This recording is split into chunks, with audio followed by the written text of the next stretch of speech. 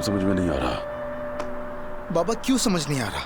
उन्होंने कहा परमिट मिलने वाला है और चिमनी भी ठीक करवा रहे हैं वो लोग। अगर वो ठीक ना करें तो म्यूनिसिपैलिटी के साथ झगड़ा हो जाएगा। बहुत रिस्क है, ऐसा नहीं कर सकते। बाबा देखिए, हम इतनी मेहनत के बाद यहाँ पहुंचे हैं, कोई मसला नहीं होगा। अंदर चले, साइन करते हैं। उस बुराक नामी बंदे ने हमें शुरू से सब कुछ क्यों नहीं बताया बेटा? शायद उसने सोचा था कि सब कुछ सेल करते वक्त तैयार हो जाएगा, लेकिन नहीं हुआ।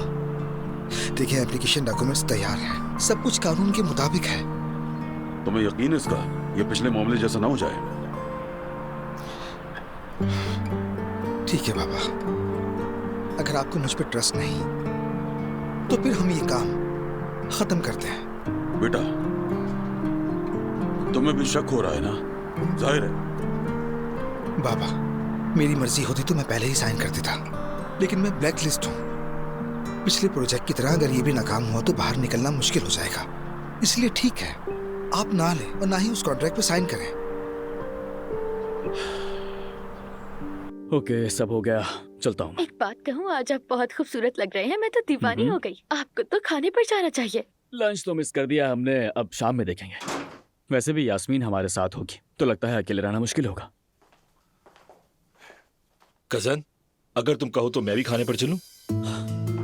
तुम यहाँ क्या कर रहे हो मेहमत? क्या कोई काम है तुम्हें? कैसी हो मेरी गुड़िया?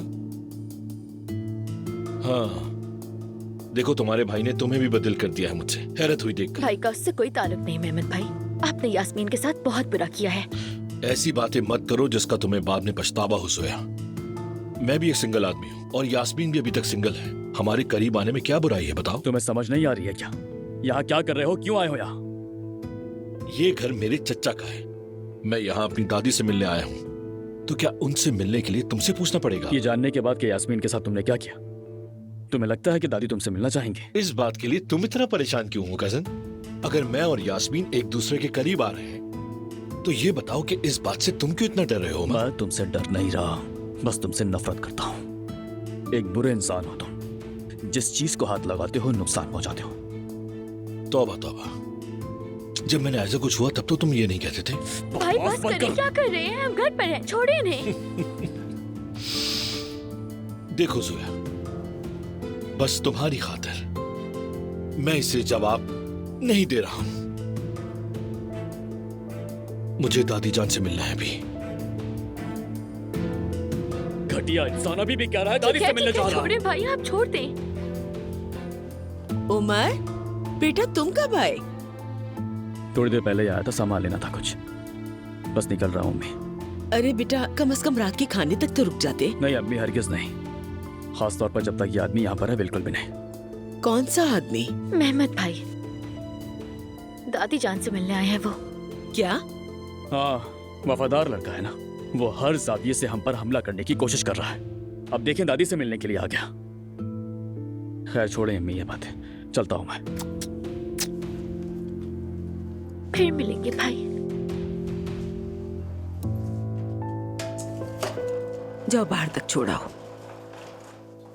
आपकी तबीयत ठीक नहीं लग रही दादी। जिन पे भरोसा था वही दिल तोड़ गए, इसीलिए दिल बोझल है। क्या उमर ने कुछ कहा है आपको? उसकी बातों में मत आए। उमर ने कुछ नहीं कहा बेटा, यास्मीन ने कुछ कहा, लेकिन मुझे नहीं मालूम कि क्या है। वैसे कोई खास बात नहीं है, आप जानती तो हैं कि वो कुछ ना कुछ बोलती ही रहती है। बात सुनो, अपने चचा के बेटे के पीछे बातें करना छोड़ दो। अच्छा एक काम करो, अजान को फोन मिला कर दो। क्यों, क्या हुआ दादी जान? अरे तुम फोन मिलाओ ना।